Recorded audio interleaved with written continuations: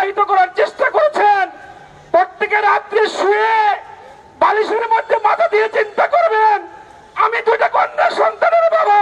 আমরা যারা ঢাকাতে এবং প্রবাসে যারা দেখেছেন যে সন্ধ্যার সময় তাইবার বাবা যখন প্রথম ফেসবুকে স্ট্যাটাস দিলেন যে তার মেয়েকে খুঁজে পাওয়া যাচ্ছে না, আমরা প্রাইমারিলি এটা ওইভাবে খুব আমলে নেইনি। যে গ্রামে হয়তো একটা মেয়ে সন্ধ্যার সময় সে হয়তো কোথাও বেড়াতে গিয়েছে অথবা কোনো বন্ধু বান্ধবের সাথে হয়তো কারো বাড়িতে গিয়েছে, এটা হয়তো অ্যাজ ইউজুয়াল সে হয়তো একটা সার্টেন টাইম পরে চলে আসবে। রাত 9টা যখন আমরা আবার দেখলাম যে তখনও খুঁজে পাওয়া যাচ্ছে না, তখন আমরা একটু আড়চড়ে বসলাম এবং ফ্রিকুয়েন্টলি সবাই তখন মাইকে ঘোষণা দিচ্ছে এবং থানাতে যোগাযোগ করছে।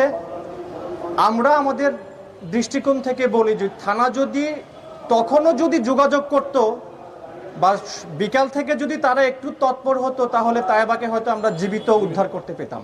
শিয়া বাটার ও ভিটামিনে সমৃদ্ধ লিলি বিউটি সোপ, তারুণ্যময় উজ্জ্বল ত্বকের জন্য।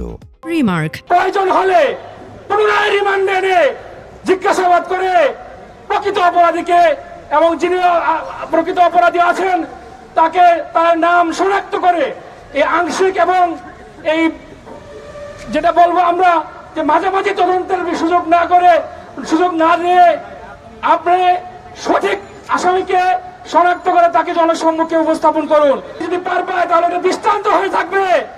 অপরাধ করেই পার পাওয়া যায়, কোনো কিছুর বিনিময়ে পার পাওয়া যায়।